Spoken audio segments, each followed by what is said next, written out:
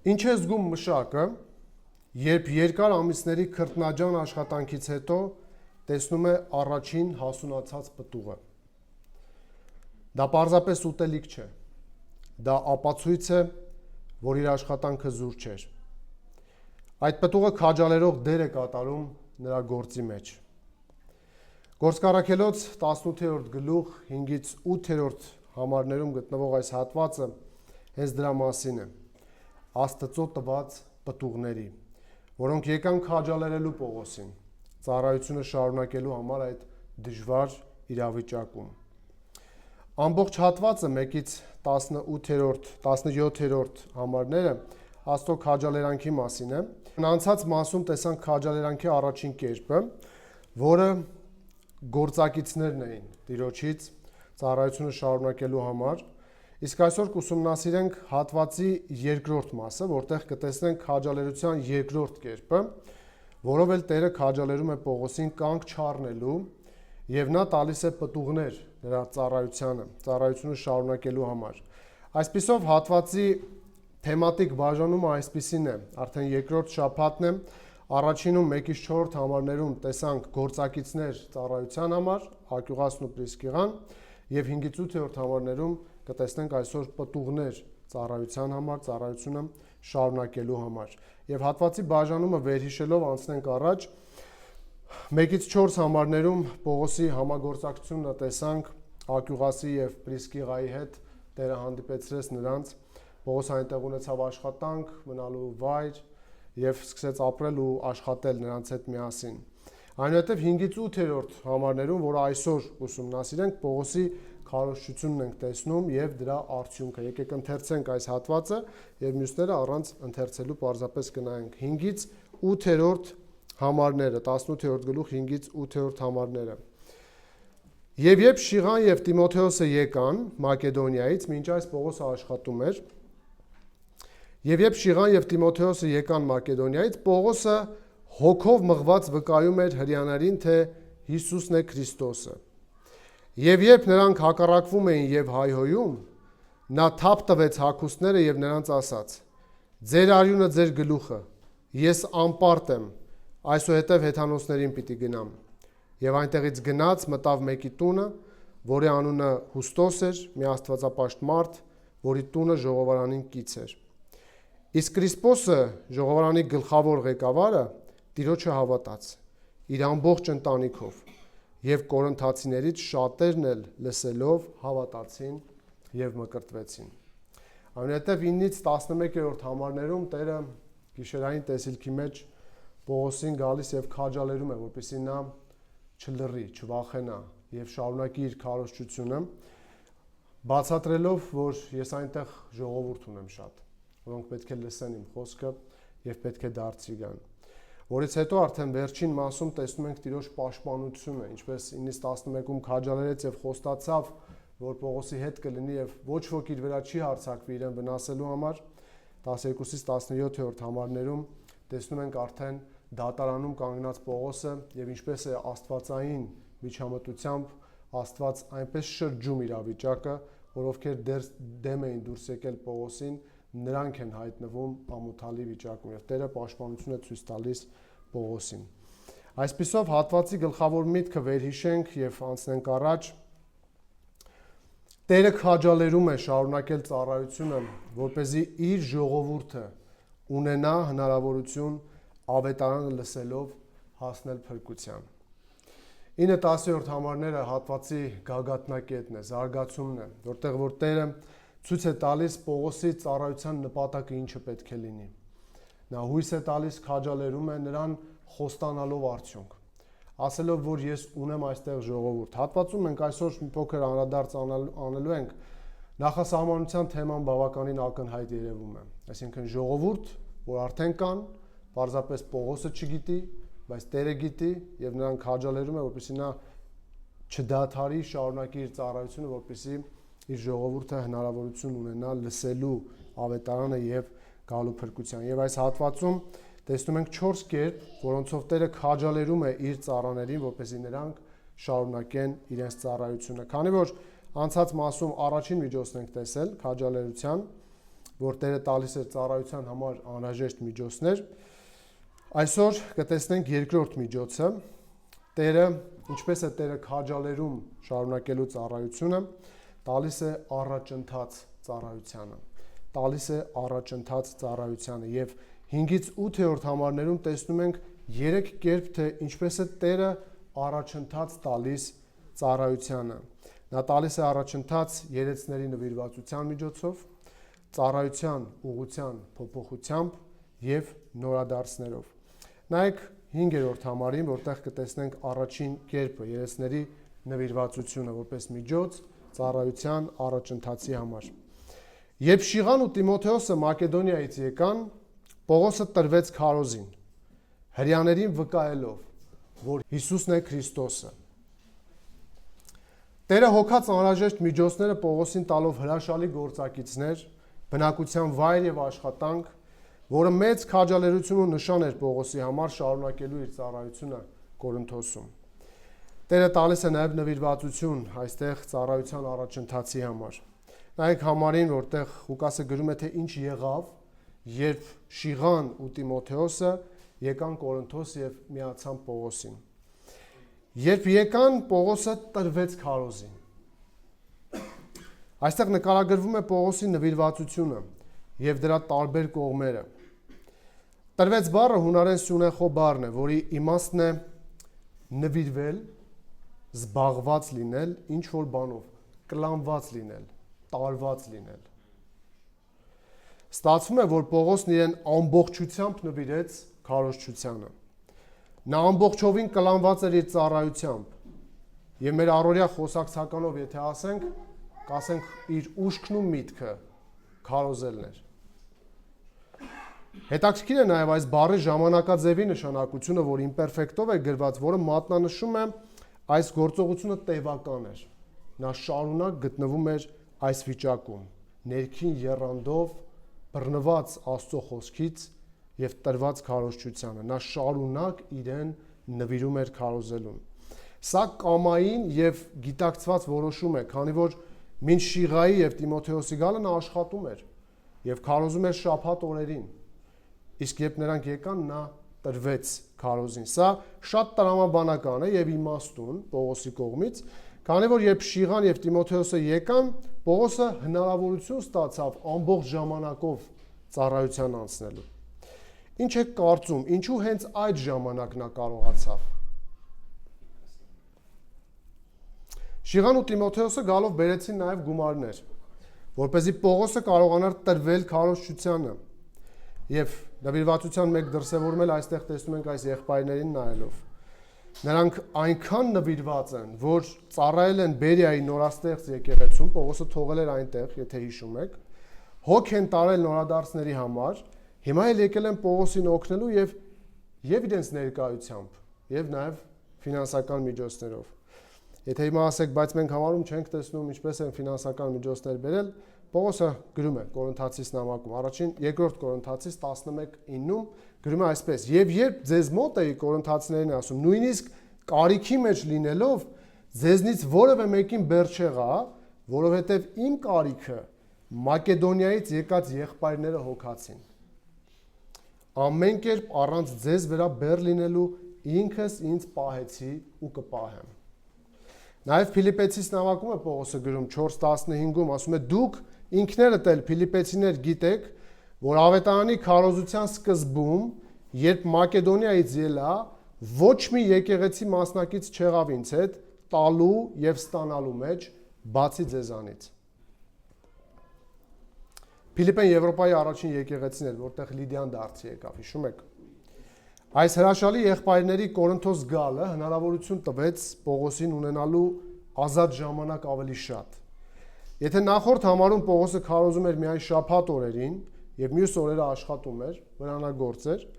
ապա հիմա եղբայրները գումար են բերել եւ նա այլևս կարող է իր առօրյա կենցաղային կարիքների համար չմտածել, չմտահոգվել եւ ամբողջությամբ նվիրվել ծառայությանը։ Սա ամբողջական նվիրում է ծառայությանը, քանի որ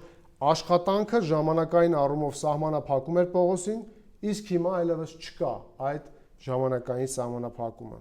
Սա ոչ միայն ժամանակային նվիրում է, այլ նաև էմոցիոնալ, մտային, ֆիզիկական եւ վերջի վերջով սա ամբողջական նվիրում է քարոզչությանը։ Մեթյուերին գրում է այս մասին, ասում է, ինչ ուրախություն պետք է որ լիներ Պողոսի համար տեսնել իր եղբայրներին եւ լսել նրանցից Մակեդոնիայի քրիստոնյաների հաստատակամության մասին բարի լուրերը։ Բոլորը համաձայն են, ասում են նա, որ Պողոսը մեծ քրիստոնյա էր եւ մեծ միսիոներ ավետարանիչ, բայց որքան շատ բան կարող էր Պողոսը անել միայնակ։ Ակյուղասի եւ Պրիսկիղայի, Շիղայի եւ Տիմոթեոսի նման ընկերները, եղբայրները, ինչպես նաև Մակեդոնիայի առատաձեռն հավատացյալները հնարավորություն տվեցին Պողոսին արդյունավետորեն ծառայել Տիրոջը։ Նրա քրիստոնյա ընկերները հին եւ նոր խրախուսեցին նրան այն ժամանակ, երբ նա դրա կարիքը շատ ուներ, ինչպես Կորինթացիս նամակում է ասում։ Եվ սա մեզ գրում է Մեթյուերին հիշեցնում է, որ մենք պետք է խրախուսենք մեր եղբայրներին Տիրոջ գործում։ Պողոսի վկայությունը շատ հանդիսավոր էր, քանի որ գրված բառը ցույց է տալիս վկայել հանդիսավոր կերպով։ Դիե մարդու ռոմայի բառն է, որի սկիզբը կա դիանաղդիրը, որը ուժեղացնում է միտքը, այսինքն նույն վկայելուն տալիս է ավելի խոր իմաստ, ավելի կշիռ, որովհետեւ ցույց տա, որ դա պարզապես ասել չէ մի բան, այլ հանդիսավոր կերպով քարոզել, հռչակել, վկայել, որ Հիսուսը Քրիստոսն է։ Նա չափազանց խորը նվիրմամբ քարոզում էր Կորինթոսում։ Եվ այս նվիրումի խորության մասին տեսեք Սփերջենը ինչ է գրում։ Ասում է, եթե կարող ես առանց քարոզելու ապրել կամ ուրիշ բան անել, գնա եւ դա արա։ Բայց եթե չես կարող, եթե Աստծո կոչը քո մեջ այրվում է, ապա դու պարտավոր ես քարոզել։ Շարունակում են, եթե որևէ մեկը կարող է լինել ինչ-որ ուրիշ բան քարոզելուց բացի, թող լինի։ Բայց եթե նա չի կարող չքարոզել, ապա նա կոչված է քարոզչության։ Եվ այստեղ Սփերջենի հիմնական գաղափարն այն է, որ քարոզչությունը պարզապես մասնագիտություն չէ, այլ ներքին անխուսափելի կոչում։ Եթե մարդը կարող է հանգիստ ուրիշ գործ անել, ապա դա նշան է, որ գուցե նա քարոզչի գործունեության համար չէ։ Առաքյալներն ասում էին, մենք չենք կարող չխոսել։ Դա ներքին մի մղում է Աստծուց, բռնված խոսքից, որ մարդը կյանքի ամենամեծ, ամենավեհ հավիտենական նպատակ որպես տեսնում է քարոզելը։ Պողոսը խորությամբ գիտակցում էր իր պատասխանատվությունը ավետարանը քարոզելու հարցում։ Եվ մի քանի համար նա գրում է իր գիտակցության մասին, Հռոմեացիս 1:14-ում ասում է, ես պարտական եմ հույներին ու բարբարոսներին, իմաստուններին ու անմիտներին, այսինքն բոլորին։ Տեսնում եք Պողոսն ինչ բառ է գործածում, պարտական։ Դա պատասխանատվության մասին է։ Սա պարտականություն է փոխանցելու։ Նա ստացել է մի բան Աստծուց եւ պարտավոր է փոխանցել ուրիշներին։ Միթե մենք մեզ պարտական չենք զգում, երբ տալիս են մեզ մի բան, որը մեզ չի պատկանում եւ պետք է փոխանցել այլ մարդու։ Բայց որպեսզի որևէ մեկը ընթերցելիս չկարծի, որ այս տեսակ պարտականությունը հակասում է Պողոսի ներքին հոժարությանը, նա անմիջապես հաջորդ համարում տեսեք ինչ է գրում։ Ուստի հոժար եմ, ձեզ էլ որ հռոմում եք, իմ կարողության չափով ավետարանելու։ Ստացվում է, որ պարտական լինելը չի վերացնում հոժարությունը, այլ դարձնում է մարդուն պատասխանատու այն փոխանցելու հարցում։ Եվ եւս մի համար է գրում Պողոսը իր խոր գիտակցության մասին, իր պարտավորվածության մասին, առաջին Կորինթացիս 9:16-ում ասում է, որովհետև եթե ավետարանը քարոզեմ, դա ինձ համար պարծանք չի լինի, քանի որ դա ինձ վրա դրված պարտավորություն է։ Եվ վայ է ինձ, եթե ավետարանը չքարոզեմ։ Պողոսն ասում է, որ ավետարանը քարոզելով ինքը չի կարող պարծենալ, քանի որ շատ պարզ պատճառով այն իր պարտավորությունն է։ Եվ նա նվիրված է այդ գործին։ Եվ հաջորդ համարում ասում է, եթե դա իմ կամքով անեմ, ավետարանելը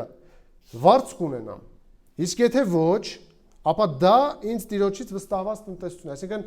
երկու դեպքում էլ ես պետք է անեմ, պարզապես եթե կամովի անեմ, վարձ կստանամ, եթե ոչ, ես պետք է միևնույնն է դա անեմ, որովհետև դա իմ պարտականությունն է։ Պողոս այս պարտականությունը ստացել էր Տիրոջից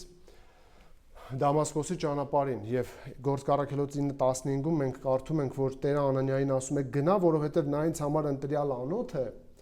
հեթանոս ազգերի եւ թագավորների Իսրայելի որդիների առաջ իմ անունը հայտնելու»։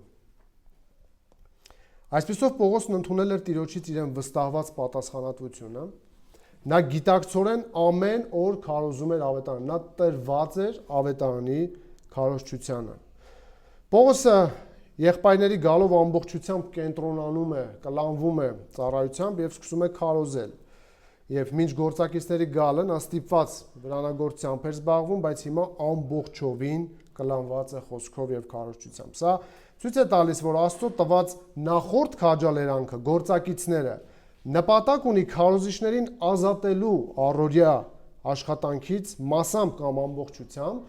որպեսզի նրանց ամբողջ էությունը եւ ամբողջ օրը եւ ժամերը կլանված լինեն քարոզչությամբ։ Գիտեք, սա շատ կարևոր նպատակ է՝ տրված լինել քարոզին։ Եվ հենց սա պահպանելու համար 6-րդ գլխում Գործք առաքելոցի սարկավակներ ընտրվեցին։ Քանի որ առօրյա խնդիրները, որոնք եւս կարևոր էին, եկեղեցու հոգսի մի մաս էին, կարող էին շեղել նրանց հիմնական զբաղվածությունից։ Դրա համար 6-րդ գլուխ 2-րդ համարում առաքյալներն ասում են. «Արդ 12 առաքյալները հավաքեցին աշակերտներին ու ասացին. մեզ վայել չէ, ուրիշ խոսքով իմաստային արդյունավետ չէ ավելի, որ Աստծո խոսքի քարոզությունը թողնենք եւ սեղանները սպասարկենք։ Դրա համար ձեր միջից ընտրեք մի քանիսին, ովքեր որ կզբաղվեն այդ գործով»։ Տեսնում եք, երբ Աստծո դրած կարգերը եկեղեցում գործում են, որքան ներդաշնակ է ծառայությունը շարունակվում։ Երբ Քրիստոսի մարմնի ամեն անդամ իր գործն է կատարում, ավետարանի գործը գնում է առաջ եւ մեծ օրհնություն է լինում բազմակողմանի։ Եվ բոլոր անդամներն են ծառայում, եւ բոլորը ծառայում են հենց իրենց պարգևներով, եւ բոլորը նպաստում են ծառայության առաջընթացին։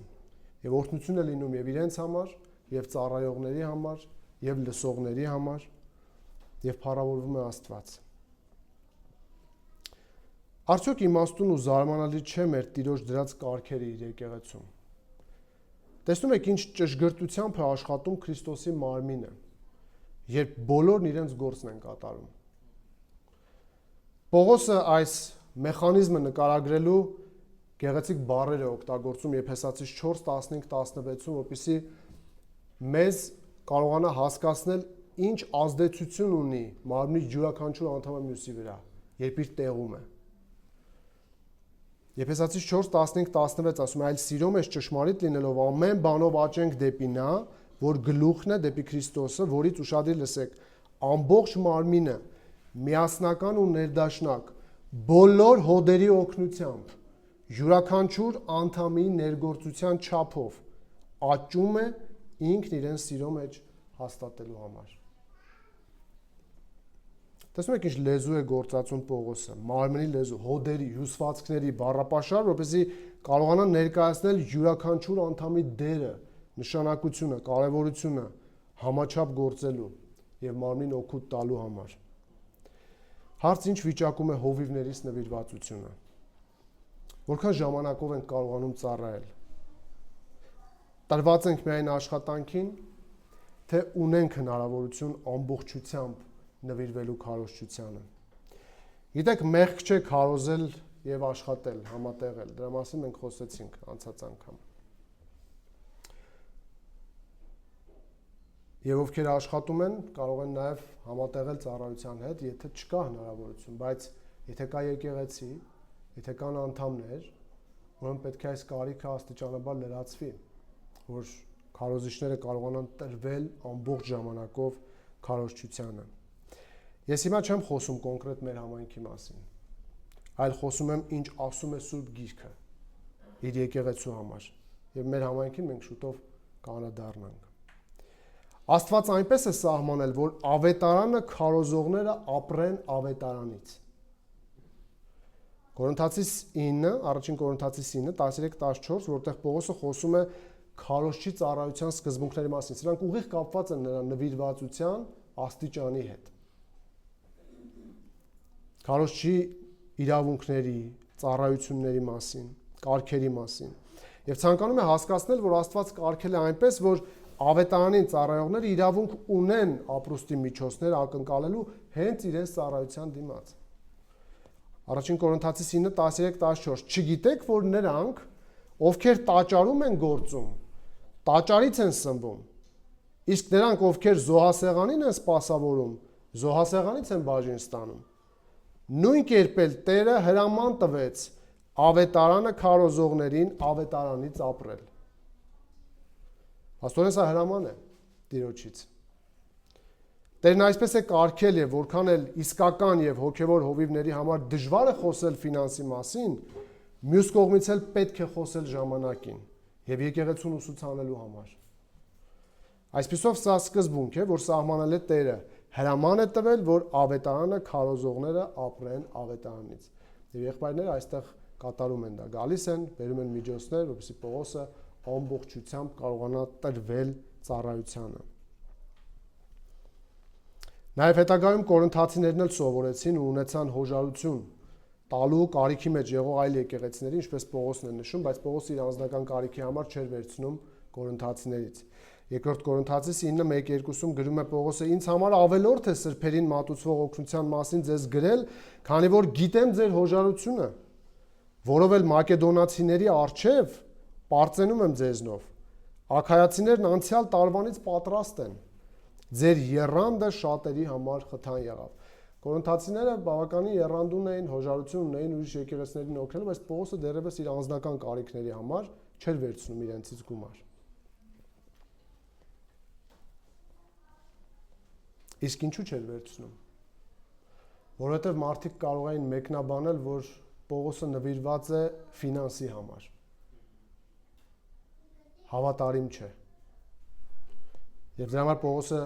երկրորդ Կորինթացիսում 11:8-10 տեսեք ինչ է գրում.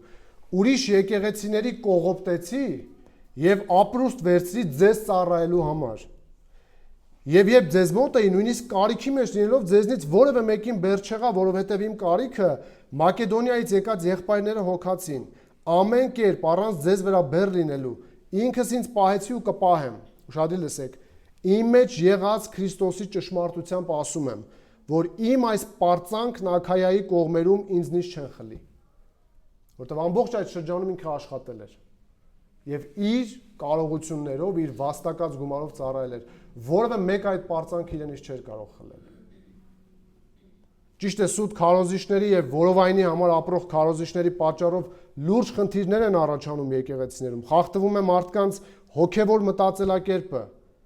բայց մենք պետք է շարունակենք նայել Աստծո խոսքին եւ առաջնորդվել դրանով եւ երկու կողմով շարունակենք կատարել մեր պատասխանատվությունները։ Գաղատացիս 6:6 խոսքին աշակերտողը թող ուսուցչին բոլոր բաներին մասնակից անի։ Մակարտուրը գրում է այս համարի մասին, թեև այս արտահայտությունը կարող է նյութական իմաստ ունենալ, համատեքստից պարզ է դառնում, որ Պողոսը խոսում է խոսքում պարունակվող հոգևոր եւ բարոյական արժեքների մասին, որոնցում երկուսն էլ թաքնված են, որ աշակերտը պետք է մասնակից անի։ Եվ շատ ճանաչված համար այս թեմայի մեջ Առաջին Տիմոթեոս 5:17-18 այն երեցները, որոնք լավ վերակացու են, թող կրկնակի պատվի արժանանան, մանավանդ նրանք, ովքեր տքնում են քարոզով ու վարդապետությամբ, որովհետև Գիրքն ասում է. «Կալ անող եզան դունչը մի կապիր, մշակն արժանի է իր վարձին»։ Շատ հետաքրքիր մի դիտարկում է այստեղ անում Մակարտուրը, տեսեք ինչ է ասում։ Կրկնակի պատիվ արտահայտության մասին։ Այն առաջնորդները, որոնք մեծ նվիրվածությամբ են ծառայում, հաջողությամբ կատարում են իրենց գործը եւ ավելի մեծ ջանքեր են ներդնում,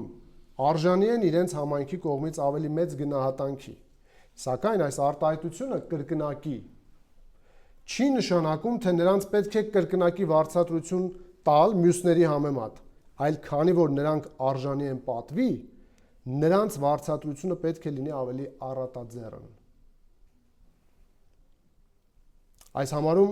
հատկապես բառը նշանակում է հիմնականում, մասնավորապես։ Ենթադրվում է, որ որոշ առաջնորդներ ավելի շատ են աշխատում, քան մյուսները, եւ զբաղված են ծառայության մեջ, եւ բառացի նշանակում է աշխատում են մինչեւ հյուծվելը կամ սպառվելը։ Հունարեն բառը շեշտում է ոչ այնքան աշխատանքի տեսակը, որքան աշխատանքի մեջ ներդրված ջանքերը նրանց կողմից։ Եվ ասում է համարում խոսքի եւ ուսուցման մեջ են։ Կամ ավելի իմաստային քարոզչության եւ վարդապետության։ Առաջին բառը քարոզչությունն է, ընդգծում է ճշմարտության հայտարարումը, մարդով քարոզում է ընդհանուր ճշմարտությունը, եւ երկրորդ բառը ուսուցումն է, վարդապետությունը, որը սովորեցնելով անդամներին օգնում են պաշտպանվել հերետիկոսներից։ Այսպիսով այն երեսները, որոնք լավ վերակացու են, թող կրկնակի պատվի արժանան, մանավանդ նրանք, ովքեր տքնում են քարոզով ու վարդապետությամբ, որտեղ գիրքն ասում է կալանող եզան դուն չէ մի կապիր, մշակը արժանի է իր վարձքի։ Մի խոսքով ֆինանսական համակարգը Քրիստոսի եկեղեցում ունի հստակ սկզբունքներ, կարգեր, կանոններ, եւ երբ եկեղեցին այդպես է վարվում, Տերն օրհնում է ամեն կողմից։ Եվ ծառայության չափերը, եւ ծառայության ազդեցությունը, եւ ծառայության արդյունքները, որոնը շուտով 8-րդ համարում կտեսնեք։ Եվ համարում վերջին հարցը, որը տեսնում ենք, Պողոսի քարոզի բովանդակությունն է, կամ ով է Պողոսի քարոզի կենտրոնը։ Նա նվիրված այդպես ջերմեռանդորեն, կլանված եւ բռնված խոսքից, ում է քարոզում։ Քարոզում է, որ Հիսուսը Քրիստոսն է, նրա քարոզի առարկան եւ կենտրոնը Հիսուսն է։ Ինչպես նա է գրում Կորինթացիներին ուղված իր առաջին նամակում իր մտադրության մասին, ասում է. ես էլ եղբայրներ, երբ ձեզ մոտ եկա, խոսքի իմաստության գերազանցությամբ չեկա Աստծո վկայությունը ձեզ պատմելու, որովհետև ուշադրի լսեք, մտադիր չէի, ինչ էր մտածել, մտադիր չէի ձեր մեջ ուրիշ բան իմանալ բացի Հիսուս Քրիստոս խաչվածից։ Սա ոչ միայն Պողոսի մտադրությունը պետք է լինի, այլ բոլոր հավատացյալներիս, ովքեր ամեն օր քարոզում են ավետարանը, ովքեր նվիրված են, տրված են քարոզչությանը։ Ամեն առիթ ու իրավիճակ պետք է օգտագործել ավետարանը քարոզելու համար։ Այն Աստծո ընտրած միջոցն է իր ընտրյալներին հավաքելու համար եւ ապագայում արդարացիորեն մեղադրելու բոլոր նրանց, ովքեր կլսեն եւ կմերժեն Հիսուսին։ Հարց. արդյոք Աստծո եկեղեցիների քարոզիչները տրված են Հիսուսին քարոզելու գործին, թե որևէ այլ բան են քարոզում նրանք։ Եթե տրված են Հիսուսին քարոզելուն, ապա ինչպես է Հիսուսի եկեղեցիներում կիրառվում ֆինանսին վերաբերող սկզբունքները։ Արդյոք ձեր եկեղեցու անդամները նպաստում են, որ քարոզիչները կարողանան ամբողջ ժամանակով ծառայել։ Որպեսզի պատգամը մեր համայնքի մասին չլինի եւ լինի ընդհանրական Աստծո եկեղեցիների համար, պարզապես պետք է արձանագրեմ, որ մեր եկեղեցում արվում է այնպես, ինչպես նոր լսեցիք։ Մեր ընկալմամբ, ընդհանուր առմամբ մեր եկեղեցում կա այս կարգերի հանդեպ առողջ ընկալում։ Բայց գուցե ընդհանուրի մեջ լինեն անհատներ, ովքեր դեռևս ճիշտ չեն ընկալել։ Մենք դրա մասին չգիտենք, բայց եթե դա լինի մասսայական, Կորինթոսի նման, ովքեր պետք է իրենց գումարը նվիրաբերեն եւ ծառայողի երեցի հավատարմությունը կասկածի տակ դնեն, կնախընտրենք չվերցնել, չօգտվել, որպեսզի ավետարանի առաջընթացին արգելք չլինենք։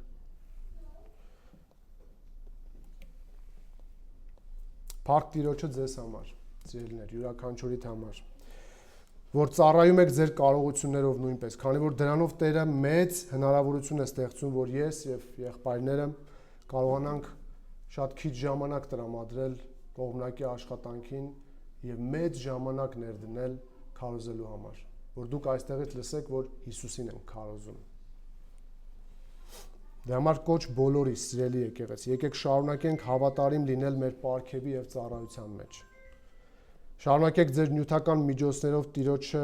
լավագույնը բերել, որ քարոզողներն էլ կարողանան Տիրոջ գործը առաջ տանել։ Վերջիվերջո, որչափ քարոզիչն է տրվում ծառայությանը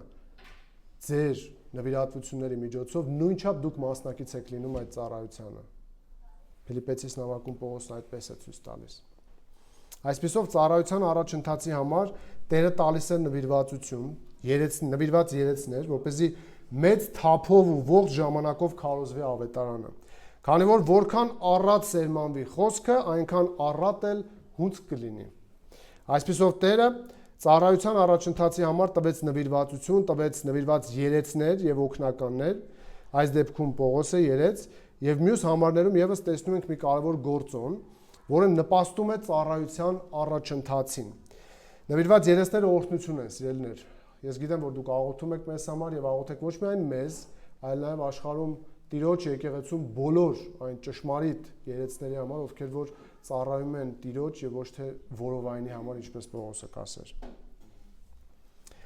Ինչ կերպերով է Տերը առաջընթաց տալիս։ Առաջինը երեցների նվիրվածությամբ, երկրորդը, որ տեսնում ենք 6 եւ 7-րդ համարներում, ծառայության ուղղության փոփոխությամբ։ Ծառայությունը տանում է առաջ, նաև ժամանակի ընթացքում փոխելով ծառայության վայրը եւ քարոզչության ուղղությունները։ Նայեք 6 եւ 7-րդ համարներին։ Բայց քանի որ նրանք ընդդիմանում էին ու հայհոյում, Պողոսը հագուստները թափ տվեց եւ նրանց ասաց. «Ձեր արյունը ձեր գլուխը, ես անմեղ եմ, այսուհետև ես հեթանոսների մոտ եմ գնում»։ Եվ այդտեղից ելավ, մտավ մեկի տունը, որի անունը Տիտոս Հուստոս էր, մի աստվածապաշտ մարդ, որի տունը ժողովարանին կից էր։ Այս համարներից պարզ է դառնում, որ ծառայության վայրը, ուղղությունը կամ լսարանի փոխվելը անհաջողության նշան չեղավ, այլ դարձավ հնարավորություն նոր ուղղությամբ գնալու համար։ Պողոսը մեծ եռանդով եւ փաստարկներով քարոզում էր հրեաներին, որ Հիսուսը Քրիստոսն է, բայց ցավոք կրկին հանդիպում է ընդդիմության։ Եվ այն էլ շատ սուր, ցավոտ եւ վարկաբեկող ընդդիմության։ Համարում ասում է, որ ընդդիմանում ու հայհոյում էին։ Ընդդիմություն բառը նշանակում է դիմադրել, հակառակվել, կռվի մեջ մտնել, եւ մեկնաբաններից մեկն ասում էր, սա պայքար է, որտեղ մարդիկ ձեռք-ձեռքի են տալիս, որպեսզի կանխեն իրենց ուղված գաղափարական հարձակումը։ Գիտեք, երբ այս նկարագրությունները տեսնում ենք Պողոսի կամ մեկ ուրիշի կյանքում, այն շատ թեթև գուցե կարող է թվալ։ Բայց երբ Պողոսի տեղում դու ես, երբ քարոզում ես եւ հանդիպում նման ընդդիմության, այն էլ քո սիրելիների կողմից հрьяաներն էին այստեղ, սա շատ ցավալի է եւ շատ դժվար։ Այն հոգեպես ճնշում ու թուլացնում է քարոզչին։ Բայց փառք Տիրոջը, որ Պողոսը շարունակում է այստեղ ծառայությունը, Տերը քաջալերում է նրան տալով պտուղներ ծառայությանը եւ տալիս է նաեւ ուղղության փոփոխություն, լսարանի փոփոխություն։ Սա առաջին հայացքից կարծես ծառայության առաջընթացի խանգարող գործոն լինի, բայց պետք է չշտապել եզրակացություններ անել։ Նրանք միայն ընդդիմանալով չէին սահմանափակվում այստեղ, քանի որ գրվածը նաև հայհոյում էին։ Բլասֆեմեո բառը, որը նշանակում է անարգել, հեղինակությունը վիրավորել, կամ լուրերով կամ խոսքերով վիրավորել, չարախոսել, զրպարտել։ Եվ բառի հիմքում ընկած է անունը, հեղինակությունը վնասելու գաղափարը։ Իսկ Պողոսը ում մասին էր քարոզում։ Հիսուսին։ Նրանք վերջին հաշվով հայհոյում են Հիսուսին։ Իհարկե Պողոսի քարոզչությանը որպես արձագանք։ Այստեղ հայհոյանքը ուղղված է Հիսուս Քրիստոսին եւ նրա մասին քարոզվող ճշմարտությանը։ Իսկ ինչ է հայհոյանքը։ Սուրբ գրքում հաճախ ենք հանդիպում, չէ՞, այս տերմինին։ Դա անպատշաճ վերաբերմունք ու խոսքերն են Աստծո կամ նրա հետ առնչվող սուրբ երևույթների նկատմամբ։ Անպայման չէ, որ հայհոյանքը ժամանակակից ընկալման պարտայետվի։ Տվյալ դեպքում Հիսուսի աստվածության մերժումն էր, հայհոյություն։ Հիշում եք Սուրբ Հոգու դեմ հայհոյությունը նույնպես մերժման գաղափարն ունի։ Այսինքն հрьяաները զրպարտում եւ արժեզրկում են Պողոսի քարոզած ավետարանը, քանի որ Պողոսը նոր էր ավարտել վկայությունը այն մասին, որ Հիսուսը Քրիստոսն է, հակառակվողների ժխտումը վերածվեց հայհոյանքի եւ ընդդիմության։ Ավետարանի նկատմամբ կոնկրետ առարկություններ չունենալով այս հрьяաները իրենց բանական փաստարկների պակասը լրացնում էին խոսքերով։ Նույնը նաև առօրյայում, երբ քարոզում ես մեկին, առօրյայից հարց ու պատասխանի միջոցով, ճշմարտությունը իրեն մտցնում է փակուղի, այլևս չունի ոչինչ ասելու, կարող է արդեն հարձակվել քեզ վրա տարբեր կերպերով։ Ապշեցնող է տեսնել ավետարանի տարածման եւ մեր հարաբերությունների միջև եղած խոր կապը։ Դա համար մի վախեցեք եւ խորթ ու օտար բան մի համարեք, սիրելիներ, երբ նույնիսկ ձեր ընտանեկան, հարազատական, ազգային կամ աշխատանքային հարաբերությունները փչանան Հիսուսին քարոզելու պատճառով։ Ճիշտ է, նման դեպքերի հնարավորությունը չի նշանակում իմաստուն եւ համբերատար չլինել, չգնահատել ունեցած կապերը, այլ նշանակում է չբացառել նման զարգացումները, որ կարող են լինել։ Վերջիվերջո չեք հիշում Հիսուսն ասաց, որ ես այս համատեքստում եկա սուր բերելու, բաժանություն բերելու։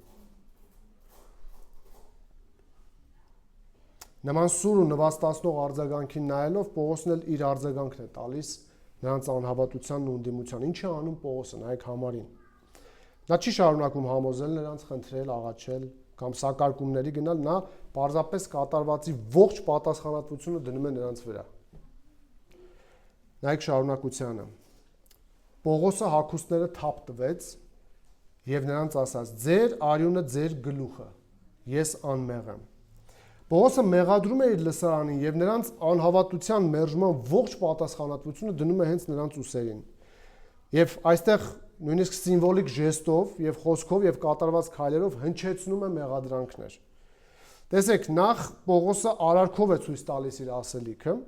հետո խոսքով, իսկ վերջում գործով։ Երբ ընդդիմանում ու հայհոյում են, Պողոսը թափ է տալիս հագուստները։ Ինչ է սա նշանակում։ Այստեղ հանդիպում ենք 5 կտակարանի երկու հետաքրքիր պատկեր։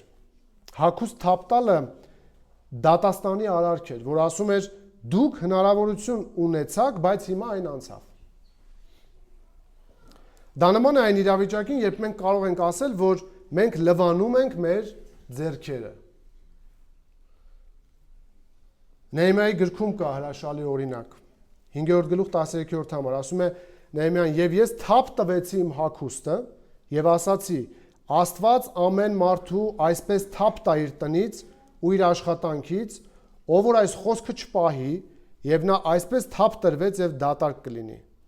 Եվ ամբողջ ժողովն ասաց. «Ամեն»։ Եվ օրհնեցին Տիրոջ եւ ժողովուրդն այդպես արեց։ Եվ Նեհեմիայի ժամանակաշրջանում ճգնաժամ էր, ճգնաժամային իրավիճակ էր։ Երուսաղեմում սով աղքատություն էր, հարուստ հրյաները առիթից օգտվելով տոկոսներով գումար էին տալիս իրենց եղբայրներին, հողերը խլում էին, հետո երբ չէին կարողանում վճարել, եւ տիրում էր անարդարություն եւ ներքին պառակտում։ Եվ Նեհեմիայի ժեստը սա աստվածային դատաստանի նշան էր, երբ Նեհեմիան ստիպում է հարուստներին երդվել, որ այլևս այդպես չեն անի, եւ նրանք երդվում են, Նեհեմիան դրանից հետո ասում է, որ եթե դուք դրժեք ձեր երդումը, Աստված էլ այդպես ձեզ է թափ տալու, այսինքն ձեռնունայն եք մնալու։ Կարճ ասած դա անեծքի խորհրդանիշ էր։ Երբ դու դրժես երդումդ, Աստված քեզ թափ կտա եւ կհեռացնի իր օրհնությունից, ինչպես ես հիմա թափ եմ տալիս իմ հագուստը։ Նեհեմիան կասել։ Նույնը Հիսուսն է ասում, իսկ ով ձեզ չընդունի, Մատթեոս 10:14, ոչ էլ ձեր խոսքին ականջ դնի, երբ այդ տնից, այդ քաղաքից դուրս ելնեք, ձեր ոտքերից փոշին թափ տվեք։ Սա լսարանին ուղղված մեղադրանք էր։ Եվ սրանով ողջ բեռը պատասխանատվությունը մնում էր ում վրա։ Լսողների վրա։ Նույնն անում ավետարանիչները, մենք գործում ենք դա տեսնում 13-րդ գլուխ 50-51-րդ համարներում, երբ Պողոսի Բարնաբասի դեմ հալածանք է բարձրանում, նրանք իրենց ոտքերի փոշին թափ են տալիս նրանց վրա եւ գնում են Իկոնիում։ Մի խոսքով սա դիմացինին մեղադրելու եւ իր անհավատության պատասխանատվությունը հենց իր ուսերին դնելու ժեստ էր, որն անում էր Պողոսը։ Եթե նկատել եք այս գլխում նախասահմանության, ընտրության եւ նախախնամության վարդապետությունը շատ է երևում։ Օրինակ, հենց 10-րդ համարը, որտեղ Տերն ասում է, որ ինքը քաղաքում շատ ժողովուրդ ունի։ Այս նախասահմանության փաստի ֆոնին ինչպես է պետք նայել մարդկանց անհավատությանը, երբ չեն հավատում նրանք, մերժմանը։ Սա չափազանց կարևոր հարց է յուրաքանչյուր հավատացյալի համար, մասնավոր ավետարանիչների, ել չասեմ երեցների։ Խնդրում եմ ուշադիր լսեք։ Գիտեք, նախասահմանությանը հավատալը չի հակասում այն բանին, որ անհավատին պետք է մեղադրել սեփական անհավատության մեջ։ Պողոսը գիտի, որ Աստված ունի ընտրյալներ եւ նա գրում է իր նամակներում, որ դիմանում է հանուն նրանց։ Բայց ինչպես է վերաբերվում արձագանքին, երբ մարդիկ մերժում են։ Նա ինչ է ասում, ասում է դուք չեք հավատում, որովհետեւ նախասահմանված չեք, թե թողնում է պատասխանատվությունն իրենց վրա։ Թողնում է իրենց վրա։ Wayne Grudem իր համակարգված աստվածաբանության գրքում ընտրության եւ դատապարտության բաժնում մի փոքրիկ մաս ունի առարկություններին նվիրված, այնտեղ 4-5 առարկություն է բերում, որ մարդիկ բերում են սովորաբար նախասահմանության թեմայի մեջ, եւ առարկություններից մեկը, որը մեր թեմային է վերաբերվում, հետեւյալն է։ Ասում են մարդիկ, ովքեր լսում են նախասահմանության մասին, որ Աստված ունի ժողովուրդ այնտեղ։ Ասում են ընտրության վարդապետությունը նշանակում է, որ անհավատները երբեք հնարավորություն չեն ունեցել հավատալու։ Ինչ է այս առարկության էությունը։ Այս առարկությունը նշանակում է, իրենք ուզում են ասել, որ եթե Աստված հավերժությունից ի վեր որոշել է, որ մարդիկ չեն հավատա, ըստ իրենց, ապա նրանք երբեք իրական հնարավորություն ամեն չեն ունեցել հավատալու։ Դրա համար էլ չեն հավատում։ Այսինքն պատասխանատվությունն ում վրա են դնում Աստծո։ Տեսնում եք, այս առարկությամբ մարդը պատասխանատվությունը ոչ թե թողնում է մարդու վրա, այլ դնում է Աստծո վրա։ Արդյոք սա ճիշտ է։ Հիշեք, Կրոդեմը գրում է. նախ մենք պետք է նշենք, որ Աստվածաշունչը թույլ չի տալիս մեզ ասել, որ անհավատները հնարավորություն չեն ունեցել հավատալու։ Նման բան թույլ չի տալիս մեզ։ Երբ մարդիկ մերժում են Հիսուսին, նա միշտ մեղքը դնում է նրանց վրա, նրանց սեփական կամքի վրա եւ ոչ թե Աստծո հոր կողմից սահմանված կամքի վրա։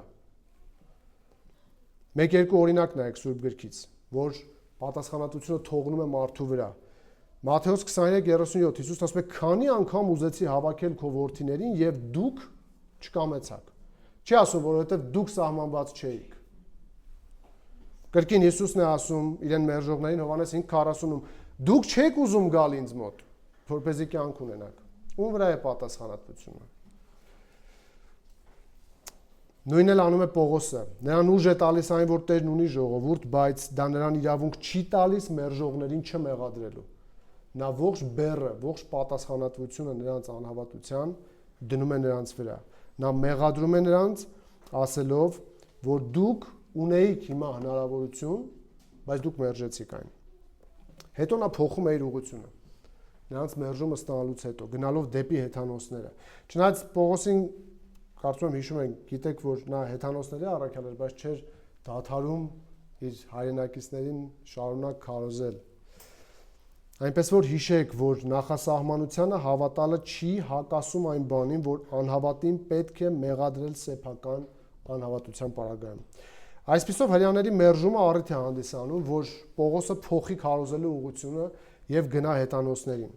Ինչպես 16-րդ գլխում Տերը արգելքներով առաջնորդեց Մակեդոնիա, հիմա էլ մերժումներով տանում է դեպի իր փրկյալներին։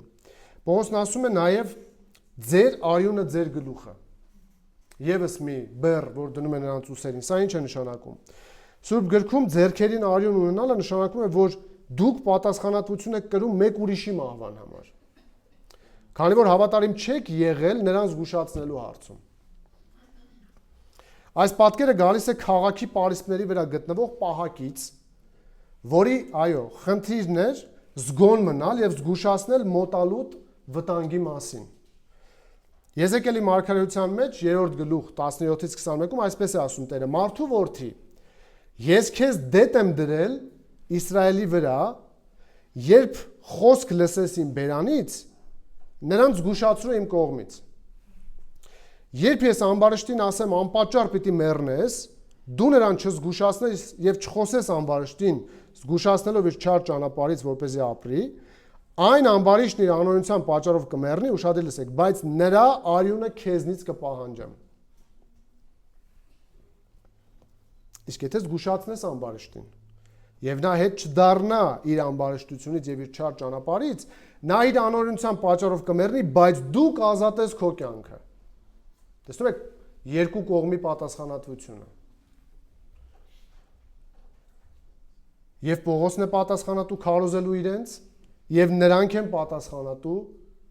ընդունելու քարոզվածը։ Եվս մի հատված կա Եզեկիելում, արագ ընթերցեմ, նույն Եզեկիել մարգարեության մեջ 33:1-9, եւ Տիրոջ խոսքը հասավ ինձ ասելով. «Մարդու որդի, խոսիր քո ժողովրդի որդիների հետ եւ նրանց ասա, ուշադիր լսեք, եթե մի երկրի վրա սուր բերեմ, եւ այդ երկրի ժողովուրդը մի մարդ ընտրի իր միջից ու նրան իր համար դետ դարձնի, եւ նա տեսնի սուրը, որ գալիս է երկրի վրա, փող հնչեցնի եւ իր ժողովրդին զգուշացնի, բայց մեկը փողի ձայնը հստակ լսի ու չզգուշանա, սուրը գա ու նրան տանի, նրա արյունը իր գլխին պիտի լինի»։ Ասում են նա լսել էր փողի ձայնը, բայց չզգուշացավ։ Նրա արյունը իր վրա պիտի լինի եւ եթե նա զգուշացված լիներ, իր հոգին կազատեր։ Բայց եթե դետը տեսնի, որ սուրը գալիս է ու փող հնչեցնի եւ ժողովուրդը չզգուշացվի, սուրը գա, նրանցից մի հոգու տանի, այդ մարդն իր անօրենության պատճառով տարվեց, բայց նրա արյունը ես դետի ձեռքից եմ պահանջելու։ Եվ եզրակացությունը Եզեկիելի վարքայության մեջ այս է Տիրոջ, ասում է ուրեմն դու մարդու որդի, ես քեզ դետ կարգեցի Իսրայելի տան վրա, ուստի երբ իմ բերանի խոսքը լսես, նրանց իմ կողմից կզգուշացնես, իմ կողմից։ Դու կարող ես գնալ ասել, գիտես, սա իմ պատասխանատվությունն է։ Չես ուզում, մերժում ես, դու ունեիր հնարավորություն եւ դրա մերժման ողջ բեռը ընկնում է քո ուսերին։ Ես անպարտ եմ։ Ես անմեղ եմ, ինչպես Պողոսն է այստեղ հայտարարում։ Պողոսը լիարժեք կատարում է իր պատասխանատվությունը եւ որպես ապացույց նա մեղադրանքները հնչեցնելուց եւ պատասխանատվությունը իրենց վրա թողնելուց հետո իր մասին մի կարեւոր միտք է արտահայտում։ Ինչ է ասում. ես անմեղ եմ։ Սա խոսում է կրկին Պողոսի ունեցած պատասխանատվության բարձր գիտակցության մասին։ Առաքյալի խոսքերը հանդիսավոր հիշեցնում են յուրաքանչյուր քրիստոնյայի համար, որ նրանք պատասխանատվություն են կրում մարդկանց փրկության առաջնորդելու հարցում։ Պետք է քարոզենք։ Դա միայն Պողոսի պատասխանատվությունը չի։ Ինչ է Պողոսը, որ ասում է ես պարտական եմ փոխանցելու, միայն ինքն է ստացել ավետարանը։ Մենք պետք է չփոխանցենք մեր կողքիններին։ Արդյոք այս սուրբ բեռը մենք զգում ենք մեզ վրա, առօրյայում։ Գիտեք, շատ հաճախ նույնիսկ ինքնաթիռում, երբ ճանապարհորդում եմ, կողքս երբ մարդ կա նստած, չեմ կարողանում ականջակալ դնել, մտածելով որ Տերը կարող է առիթ տա խոսելու։ Եվ ամեն վիճակում, ավտոբուսի մեջ նույնիսկ, վերջին տարիներին ավելի քիչ եմ նստում, բայց որտեղ հնարավոր է մարդ կա, ես ուզում եմ ես ցույց տամ ֆիզիկապես ինձ ազատ, հասանելի, կողքի մարդու համար։ Դա մեր պատասխանատվությունը։ Մեթյու Հենին գրում է. քրիստոնյան պարտական է յուրաքանչյուր մարդու։ Եթե նրանք չկարողանան վճարել այս պարտքը քարոզելով ավետարանը, Աստված նրանց պատասխանատու կդարձնի մարդկանց կործանման համար։ Սա հավիտենական փրկության մասին չէ։ Մյուս կողմից, եթե նրանք անկեղծորեն վկայեն Քրիստոսի մասին, բայց հանդիպեն համառ դիմադրության, նրանք ազատվում են պատասխանատվությունից եւ մեղքի բեռը ընկնում է լսողների վրա։ Սա ոչ թե նրա մասին է, որ մեկի պատճառով մյուսը հավետենական փրկության կամ կորուստ է գնում, այլ պատասխանատվության մասին է։ Փրկությունը անհատական է եւ ոչ մեկի չես կարող մեղադրել քո չփրկվելու հարցում։ Դու ես պատասխանատու դրա համար։ Ըստ էության Պողոսն այս կերպով ասում է. դուք հնարավորություն ունեիք փրկվելու, բայց մերժեցիք։ Մեկ օրինակ տեսեք Հիսուսի կյանքից։ Երբ Պիղատոսը տեսավ, որ օգուտ չկա, այլ ավելի է խռովություն բարձրանում, Մատթեոս 27-24-25-ում ջուր վերցրեց, ձեռքերը ժողովրդի առաջ լված ու ասաց. ես այս արդարի արյան համար մեղք չունեմ, դուք տեսեք, ամբողջ ժողովուրդը պատասխանեց ու տեսեք ինչ ասաց. նրա արյունը մեզ ու մեր զավակների վրա թող լինի։ Եվ եղավ։ Պողոսի ձեռքերը մաքուր էին, քանի որ նա հավատարիմ էր եղել ավետարանի պատգամը հռչակելուն։ Հրեաները իրենց սեփական արյունն ունեին իրենց գլխին, քանի որ մերժեցին ճշմարտությունը եւ Պողոսը պետք է շեղվի, փոխի իր ուղղությունը քարոզչության եւ գնա այլ ուղղությամբ։ Այսպիսով անհավատության ու մերժման լուծը պատկերավոր ժեստերով եւ խոսքերով նրանց վրա թողելուց հետո Պողոսը հայտարարում է իր ուղղության փոփոխության մասին։ Առանց նրանց սիրաշահելու եւ հաջորդ համարում նա անմիջապես մտնում է մեկի տուն, ով հեթանոս է, բայց աստվածապաշտ։ Այստեղ է տեղի ունենում ծառայելու ուղղության փոփոխությունը։ Տեսեք 7-րդ համարում։ Եվ այն ժամանակ, ներողություն, եւ այդտեղից ելավ, մտավ մեկի տունը, որի անունը Տիտոս Հուստոս էր, մի աստվածապաշտ մարդ, որի տունը ժողովարանին կից էր։ Ճիշտ ժամանակին Աստված Պողոսի կյանք բերեց եւս մեկ ընկեր, հեթանոս, աստվածավախ Տիտոս Հուստոսին։ Հրեաների հետ բուռն վեճից հետո առաքյալը գնաց Հուստոսի տուն, որ հեթանոսությունից հրեության դարձած հուդայականության կողմնակից էր։ Ապրում էր, տեսնում եք համարում ինչ է գրված, որտեղ։ Սա ձեր ուշադրության համար եմ սպասում։ Ժողովարանին կից, թե չէ ահռելի ինֆորմացիա չէ։ Հենց այստեղ Պողոսը շարունակեց իր ծառայությունը։ Ժողովարանին կից այս մարդու տանը։ Ինչ է մեզ ասում Հուստոսի բնակության վայրի մոտ լինելը ժողովարանին։ Այս Տիտոս Հուստոսի տունը կից լինելով ժողովարանին կարող եք արդեն պատկերացնել, թե ամեն օր որքան առիթներ կարող էր լինել հանդիպումների, թե դրական, թե բացասական։ Պատկերացնում եք այստեղ լինի մկրտական համայնք, կողքի դուռը լինեն Հիսուսին չընդունող մի հարանվանության շենք։ Նրանց ամեն օր շփումը ինչպիսին կլինի։ Եվ դրական կարող է զարգացումներ ունենալ եւ բացասական։ Պողոսը շարունակում է այս լարվածության մեջ ծառայել եւ քարոզչական գործընթացն իրականացնում է Հուստոսի տանը, այսինքն ժողովարանում այլևս չի մնում։ Փոխվում գալիս է Հուստոսի տուն, շարունակում է այստեղ ծառայել, բայց մնում է Ակյուղասի եւ Պրիսկիղայի տանը։ Աստվածաշնչի որոշ ուսումնասիրողներ կարծում են, որ այս Հուստոսի լրիվ անունը Գայոս Տիտոս Հուստոս էր, որ նա Հռոմեացիս 16:23-ում նշված Գայոսն է, Պողոսը, որ ասում է հյուրընկալ, ով մեզ ընդունեց։ Եվ առաջին Կորինթացիս 1:14-15-ում տեսեք ինչ ասում Պողոսը. Գոհություն եմ հայտնում Աստծուն, որ ձեզնից ոչ մեկին չեմ մկրտել, բացի Կրիսպոսից ու Գայոսից։ Գուցե հենց այս մեկն է։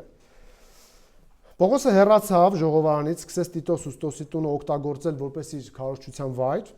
ժողովարանին կից, այսպիսով Պողոսի կողմից սա ավետարանչության ուղղության փոփոխություն է։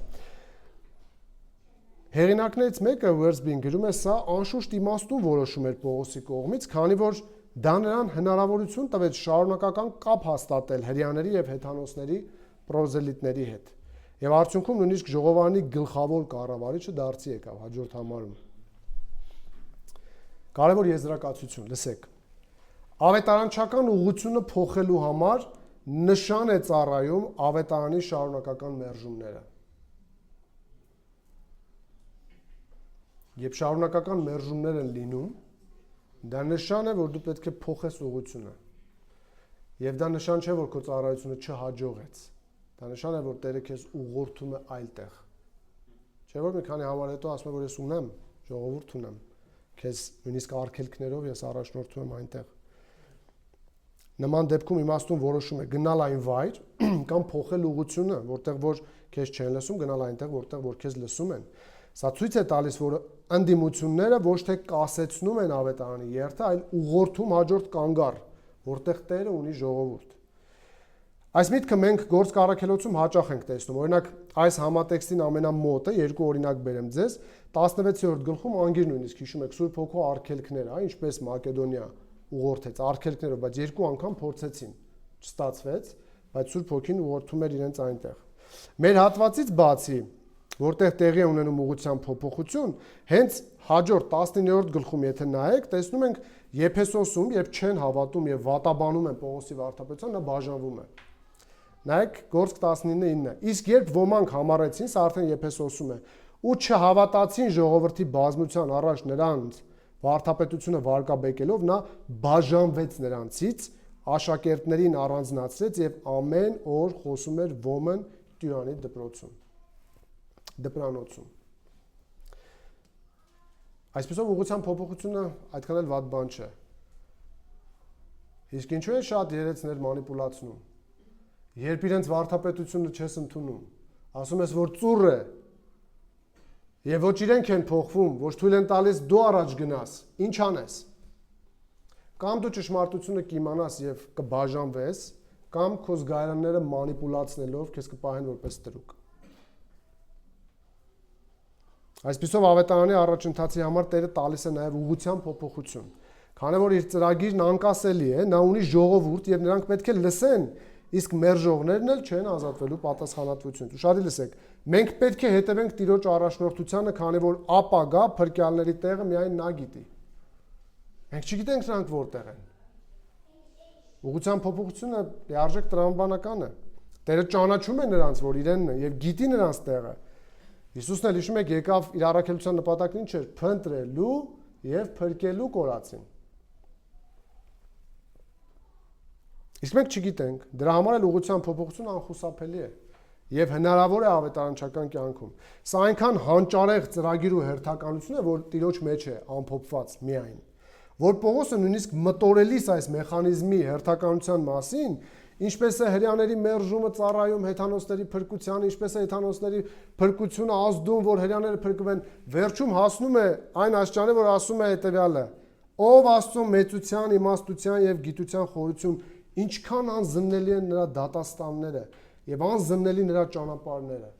Ով իմացավ Տիրոջ միտքը։ Մենք ինչ իմանանք, ուր է պետք գնալ։ Կամ ով նրան խորհրդատու եղավ, կամ նրան ով նախապես մի բան տվեց, որպեսզի դրա հատուցումը նրանից ստանա, որովհետև նրանից, նրանով ու նրա համար է ամեն բան, նրան փառք հավիտյան։ Ամեն։ Գիտեք ինչ դեր ունի ձեր քարոզչության մերժվելը։ Կարծում եք, որ դրանով կան կառնի ավետարանի տարածումը։ Իհարկե ոչ, այլ կշարժվի այլ ուղղությամբ, թողնելով պատասխանատու բոլոր մերժողներին։ Դրա համար շարունակեք կատարել ձեր պատասխանատվությունը Աստծո առաջ եւ շարունակեք քարոզել ավետարանը, իսկ մերժումներն էլ նկատեք որպես առիթ առաջ շարժվելու եւ փոխելու ձեր ուղղությունը։ Վստահությամբ շարժվեք առաջ, Տերը կտանի ճիշտ այն վայրերը, որտեղ ժողովուրդ ունի։ Եվ դուք սպասեք դրան։ Շարունակեք ձեր ծառայությունը եւ նույնիսկ մերժումները նկատեք որպես առաջընթացին նպաստող քայլ։ Եվ վերջին, ինչպես է Տերը քաջալերում շարունակելու ծառայությունը, տալիս է առաջընթաց ծառայությանը եւ վերջին կերպը, որ առաջընթաց է ապահովում է ոչ միայն երեցների նվիրվածությամբ, ոչ միայն ծառայության ուղղության փոփոխությամբ, այլ նաեւ նորադարձներով։ Նայեք 8-րդ համարին։ Կրիսպոս ժողովապետն իր ամբողջ ընտանիքով հավատաց Տիրոջը։ Կորինթացիներից շատերը նույնպես նրան լսելով հավատացին ու մկրտվեցին։ Համարում տեսնում ենք մարդկանց դարձի գալը։ Դարձ, որը ճշմարիտ է, քանի որ ուղղված է Տիրոջը, ոչ թե այլ բանի։ Ովքեր են սրանք։ Կրիսպոս անունով ժողովապետ, սա լուրջ դեմք է, ժողովապետ։ Սա հասարակ մահկանացու չէ այս իմաստով։ Եվ ոչ միայն ինքը, այլ նաև իր ամբողջ ընտանիքն է դարձի գալիս։ Նաև տեսնում ենք համարում կորինթացիների եւ ոչ թե քիչ, այլ շատերը լսելով Պողոսին դարձի են գալիս։ Այս համարում տեսնում ենք, որ Տերը ծառայություն շարունակելու համար նաև առաջընթաց տվեց տալով առատ պտուղներ։ Կրիսպոս անունով հրյամ, բարձրաստիճան պաշտոնյա եւ կառավարիչ ժողովարանի, իմիջիայլոց որ նայեք պաշտպանության վերջը 17-րդ համարը գրված է եւ բոլոր հույները Սոսթենես ժողովապետին բռնեցին եւ ատյանի առած ծեծում էին։ Կասեք, բայց ինչու է այստեղ Սոսթենես։ Այստեղ ուրիշ անուն է տալիս, որովհետեւ փոխվել է, դարձի է եկել։ Նրանք ստիպված են եղել նոր մարդ ընտրելու իրենց ժողովարանի համար։ Մեթյուհերին գրում է, որքան փառահեղ է ավետարանը, երբ այն ընդունվում է եկեղեցու եւ պետության կառավարիչների եւ բարձրաստիճան պաշտոնյաների կողմից։ Եվ որքան աններելի է հрьяաների համար շարունակել հակադրվել եւ ծաղրել ավետարանը, նույնիսկ այն դեպքում, երբ նրանց ժողովարանի կառավարիչը, որը ենթադրաբար գերազանցում էր մյուսներին Սուրբ գրքի իր իմացությամբ եւ հրեական հավատի հանդեպ եռանդով, երբ նա ընդունում է բարի լուրը։ Պատկերացնում եք, իրենց առաջնորդն ընդունում է, իրենք ոչ։ Սովորաբար նման դեպքերում առաջնորդները, որ ընդունում են, ժողովուրդը հետևից գնում է, չէ՞, բայց այստեղ նրանք չեն անում այդ բանը։ Երևի շատ իրենց կամքի են, մտածում են առաջնորդը սխալ էր, իրենք ճիշտ։ Սա եւ քաջալերություն է Պողոս առաքյալի համար եւ մեծ առաջընթաց նրա ծառայության շարունակության համար, քանի որ հենց նոր հրեական համայնքի նախկին կառավարիչն իր ընտանիքով միացավ իրենց։ Նաեւ շատ այլ կորինթացիներ եւ իհարկե արդեն նրանք ունեն Գայոսին, ում տանը հավաքվում են։ Սա արդեն Կորինթոսում եկեղեցու ծնունդն է։ Տեսնում եք որքան մարդ է հավաքվել։ Պողոսը կարող էր մկրտություն էլ իրականացնել, որի մասին նա գրում է, որ արեց առաջին Կորինթացիս 1:14-ում, տեսեք ինչ է ասում. «Գոհություն եմ հայտնում Աստծուն, որ ես ձեզնից ոչ մեկին չեմ մկրտել, բացի Կրիսպոսից ու Գայոսից»։ Հեթանոսներից շատ կորինթացիներ էլ նրանց մեջ կային, նույնիսկ կասկածելի դեմքեր երևի, որովհետև կամ վատ անցյալով Պողոսը գրում է Կորինթացիսում ձեզնից ոմանք այդպիսին էին թվարկում է վատ անցյալ, բայց դուք լվացվեցիք, դուք սփվեցիք։ Այսինքն ոչ միայն բարձրաստիճան պաշտոնյաներ, այլ նույնիսկ կյանքի ամենավատ պարագաներում հայտնված բարքերի ու վարքերի տեր մարդիկ հավետարանի շուրջ են հավաքվում։ Ղուկասը նշում է, որ նրանք լսելով հավատացին։ Այո, լսելով, որովհետև հավատը լսելուց է, եւ լսելն են Աստծո խոսքից, Քրիստոսի մասին քարոզված խոսքից, եւ սա եւս փաստում է, որ Պողոսը իր կյանքը չէր պատմում, այլ քարոզում էր Քրիստոսին, նա տրված էր Քրիստոսի մասին քարոզչությանը։ Սա մեծ պտուղ է։ որը եւ ուրախացրեց Պողոսին եւ քաջալերեց նրան իր ծառայությունը շարունակելու համար։ Սա նման է չոր անապատում մի գեղեցիկ եւ փոքրիկ ծիլի, որ ճակճկած հողից իր գլուխն է բարձրացնում։ Այս պտուղներով Տերը Պողոսին քաջալերում է, որ նրա ծառայությունը իր զուր չէ։ Եվ պետք է շարունակել հանուն ընտրյալների, որոնք աշխարհի տարբեր մասերում դեռևս սպասում են լսելու իրենց փրկության ավետարանը։ Այսպիսով նվիրված ծառայությունը հանգեցրեց առատ պտուղների։ Այսուհետև Տերը եւս երկու ձևով քաջալերեց Պողոսին, որոնց մասին կուսումնասիրենք հաջորդիվ։ Իսկ հիմա մի քանի դասեր վերցնենք այս հատվածից եւ ավարտենք։ Առաջին սիրելի երեցներ, ծառայության շարունակության համար տրվեք քարոզին կամ քարոզչությանը կամ Հիսուսի մասին քարոզելուն։ Նվիրվեք եւ նվիրված եղեք ձեր ծառայությանը կյանքի բոլոր պայմաններում, կամ աշխատելով, համատեղելով ծառայությունը, կամ եթե Տերը հնարավորություն տա ամբողջ ժամանակով։ Քրիստոսի եկեղեցու սիրելի եւ թանկագին անդամներ, ձեր բոլոր կարողություններով նպաստեք երեցների քարոզչությանը, որտեղ նրանք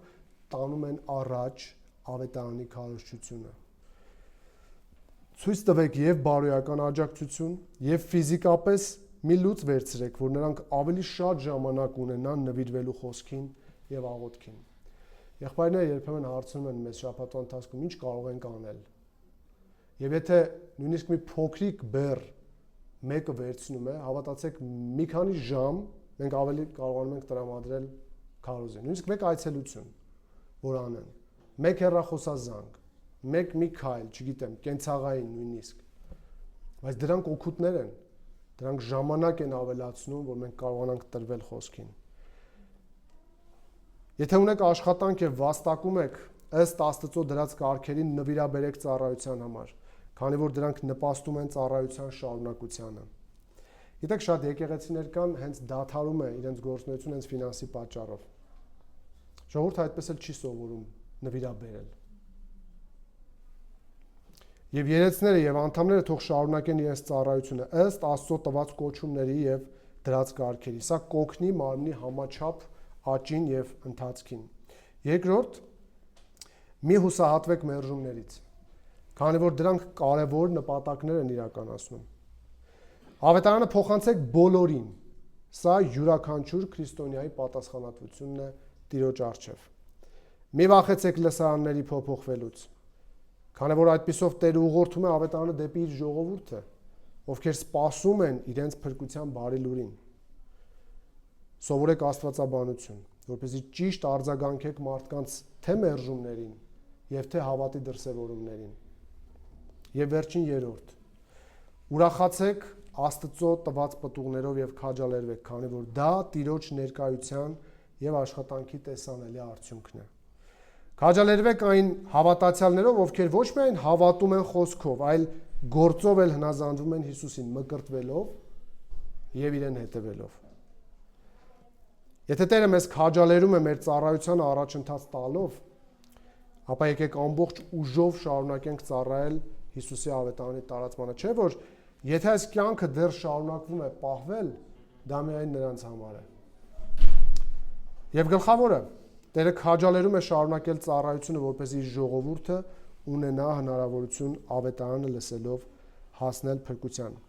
Եկեք շարունակենք ծառայել այս վեհ եւ հավիտենական արժեք ունեցող նպատակին։ Եկեք աղոթենք։ Մեր սիրելի երկնավոր Հայր, շնորհակալ ենք քեզ ճշմարիտ ավետարանիդ համար։ Շնորհակալ ենք ճշմարիտ ծառաներիդ համար, նվիրված ծառաներիդ համար, որոնք որ իսկապես կյանքը դիտարկում են որպես միջոց Հիսուսի ավետարանը քարոզելու համար, ովքեր որ այս աշխարհից ոչինչ չեն ակնկալում, որոնք որ ապրում են ավետարանի շահերի համար, որպեսզի ծառայությունը առաջ գնա եւ իրենց բոլոր կարողություններն ու ժամանակը ներդնում են քո խոսքի մեջ առաջանալու եւ քո խոսքը կորսվող աշխարհին փոխանցելու համար։ Շնորհակալ ենք այդ ծառաներիդ համար։ Շնորհակալ ենք բոլորի համար, շնորհակալ եմ իմ եղբայրների համար, մեր եկեղեցու համար, որ շարունակում ես մեզ առաջնորդել։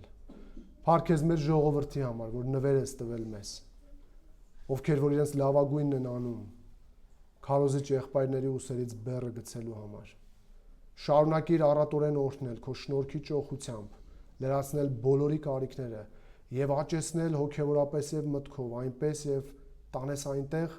որ իսկապես բոլոր նյութական միջոցները կարողանան տեսնել որպես միջոց հավիտենական նպատակներ իրականացնելու համար։ Օգնիր, որ այս երկրային բարիքներից հավիտենական արժեքներ ծնվեն, որ դրանք օգտագործենք քո ավետարանը փոխանցելու արգելքները, խոչընդոտները հաղթահարելու համար։ Երկնքում գանձեր դիզենք։ Շնորհակալ ենք նաև բոլոր այն մերժումների համար, որ մեր կյանքում կան։ Բոլոր այն դիպվածների համար, որ մեզ աշխարհի տարբեր կողմերից, տարբեր նույնիսկ սխալ ու վատ հարանվանություններից հանելով բերում ես այն ուղղությամբ, որտեղ որ կարողանում ենք Հիսուսի մասին քարոզելով գտնել քո փրկյալներին եւ ընտրյալներին։ Օգնիր, որ ամուր լինենք։ Երբեք ու երբեք չհուսահատվենք, երբ մեզ մերժում են։ Աղոթենք իրենց համար։ Եվ երբ մերժեն, ինչպես խոսքը է ասում, ողջ պատասխանատվությունը թողենք նրանց ուսերին։ Եվ եթե փրկվեն, ողջ փառքը տանք միմիայն քեզ։ Շնորհակալ ենք այն բոլոր փրկյալների համար, բոլոր այն պտուղների համար, որ մեր աչքերը տեսել են մինչև այսօր։ Փառք ես մեր եկեղեցում եղող յուրաքանչյուր վերստին ծնված անդամի համար, ով քո արյունով գնված մեկն է։ Շարունակիր գործածել բոլորիս, որպեսզի մենք կարողանանք նայել միմիայն ապագային, եկող փառքին, քեզ եւ քո վարձատրությանը, որ քեզ հետ է։ Օգնիր, որ միշտ ավելի ու ավելի նվիրվենք մեր գործի, մեր ծառայության մեջ եւ այդ մտքերում միշտ վառ մնա մեր պատասխանատվությունը, զգուշացնել կորսվող աշխարհին, իրենց կորստի մասին եւ խոսել Հիսուսի փրկության մասին։ Շարունակիր մեր ծառայությունը եկեղեցու առաջնորդել։ Շնորհակալ ենք բոլոր քաջալերությունների համար, որ տվել ես մեզ մինչև այսօր եւ շարունակում ես տալ։ Դա մեզ ուժ է տալիս, դա մեզ կարողություն ու թևեր է տալիս եւ օգնում է, որ հետ չկանգնենք։ Շարունակենք, որտեղ հավատում ենք, որ դու դեռևս ունես փրկյալներ։ Մեզ հետ եղիր եւ առաջնորդիր եւ մեր կյանքերն ու մեր ծառայությունները քո անվան եւ քո փառքի համար եւ ամեն հարցում փառավորվիր միմիայն դու, Հայր, Որդի եւ Սուրբ Հոգի։ Ամեն։